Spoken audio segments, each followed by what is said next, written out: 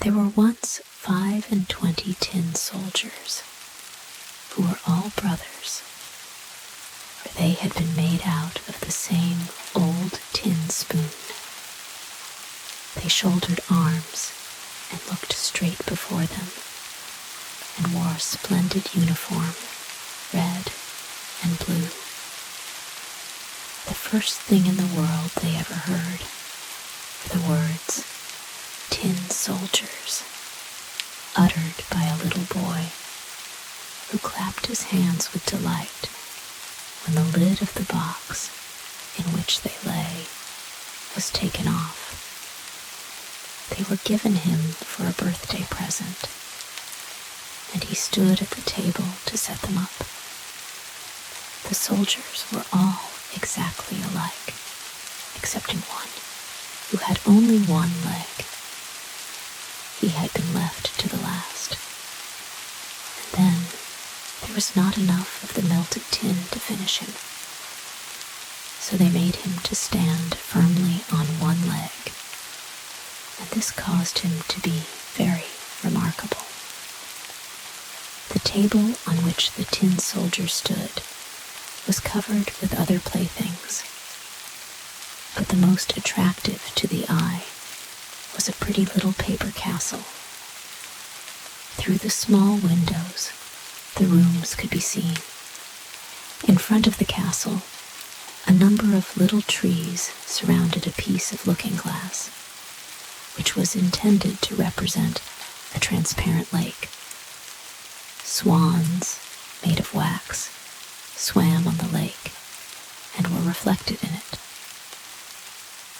All this was very pretty, but the prettiest of all was a tiny little lady who stood at the open door of the castle. She also was made of paper, and she wore a dress of clear muslin with a narrow blue ribbon over her shoulders, just like a scarf. In front of these was fixed a glittering tinsel rose, as large as her whole face.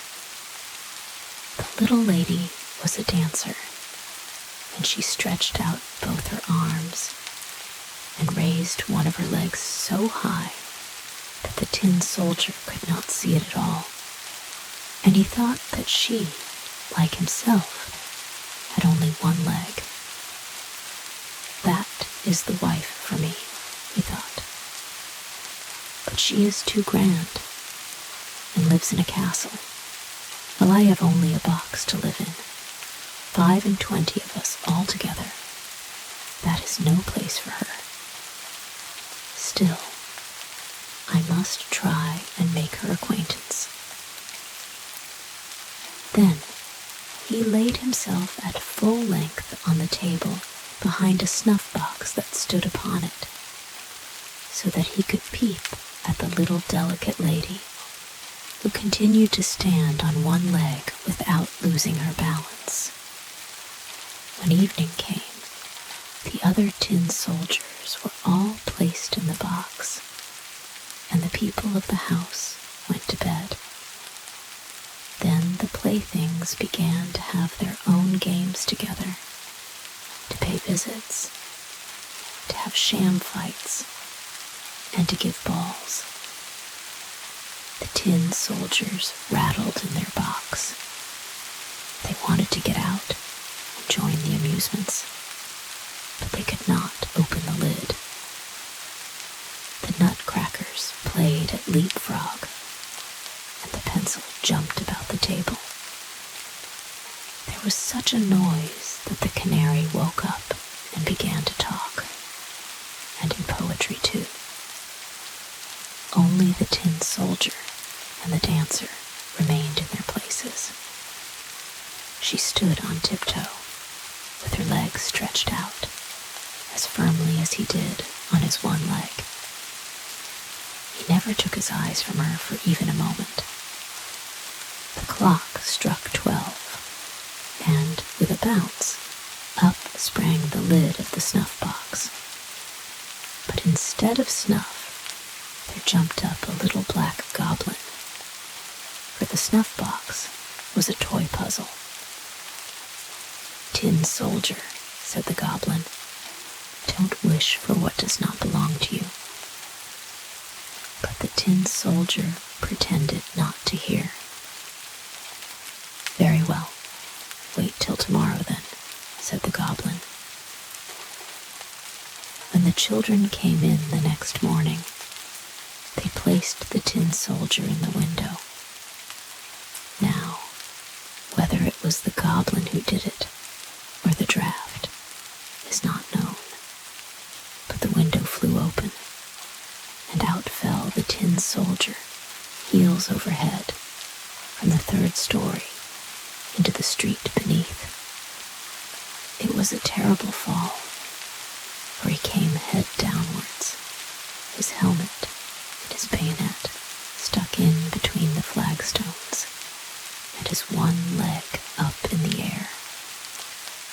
The servant maid and the little boy went downstairs directly to look for him, but he was nowhere to be seen, although once they nearly trod upon him. If he had called out, "Here I am," it would have been all right, but he was too proud to cry out for help while he wore a uniform. Presently it began to rain, and the drops fell faster and faster, till there was a heavy shower. When it was over, 2 boys happened to pass by, and one of them said, "Look, there is a tin soldier. He ought to have a boat to sail in." So they made a boat out of a newspaper and placed the tin soldier in it and sent him sailing down the gutter, while the 2 boys ran by the side of it and clapped their hands. Good gracious, what large waves arose in that gutter, and how fast the stream rolled on, for the rain had been very heavy. The paper boat rocked up and down, and turned itself round sometimes so quickly that the tin soldier trembled. Yet he remained firm. His countenance did not change. He looked straight before him and shouldered his musket. Suddenly the boat shot under a bridge, which formed a part of a drain, and then it was as dark as the tin soldier's box. "Where am I going now?" thought he. "This is the black goblin's fault, I am sure. Ah, well, if the little lady were only here with me in the boat, I should not care for any darkness." Suddenly there appeared a great water rat who lived in the drain. "Have you a passport?" asked the rat. "Give it to me at once." But the tin soldier remained silent and held his musket tighter than ever. The boat sailed on, and the rat followed it. How he did gnash his teeth and cry out to the bits of wood and straw, "Stop him! Stop him! He has not paid toll, and has not shown his pass." But the stream rushed on stronger and stronger. The tin soldier could already see daylight shining where the arch ended. Then he heard a roaring sound, quite terrible enough to frighten the bravest man. At the end of the tunnel, the drain fell into a large canal over a steep place, which made it as dangerous for him as a waterfall would be to us. He was too close to it to stop, so the boat rushed on, and the poor tin soldier could only hold himself as stiffly as possible, without moving an eyelid, to show that he was not afraid. The boat whirled round 3 or 4 times, and then filled with water to the very edge,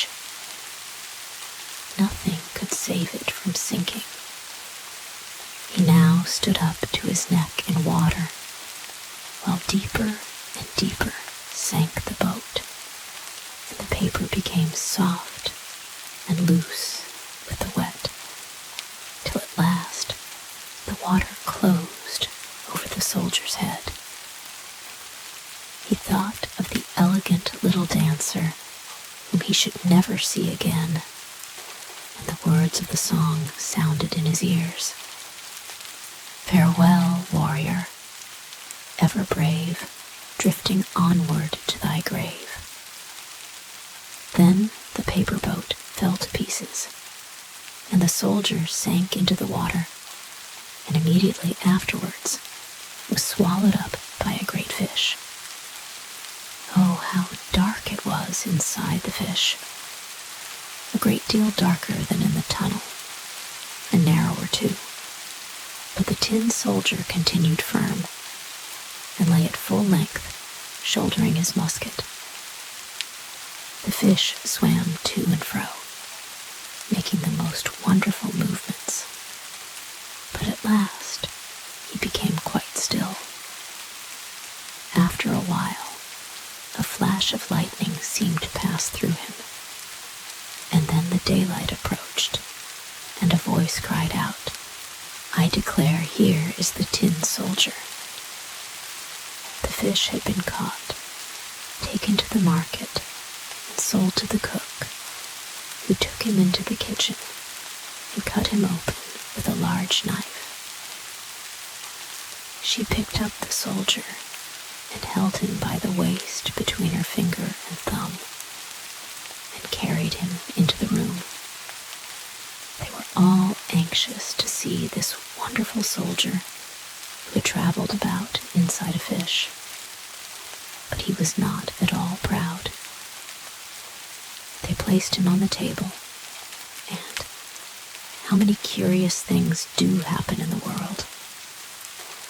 There he was, in the very same room from the window of which he had fallen. There were the same children, the same playthings, standing on the table, and the pretty castle with the elegant little dancer at the door. She still balanced herself on one leg and held up the other, so she was as firm as himself. It touched the tin soldier so much to see her that he almost wept tin tears, but he kept them back. He only looked at her, and they both remained silent.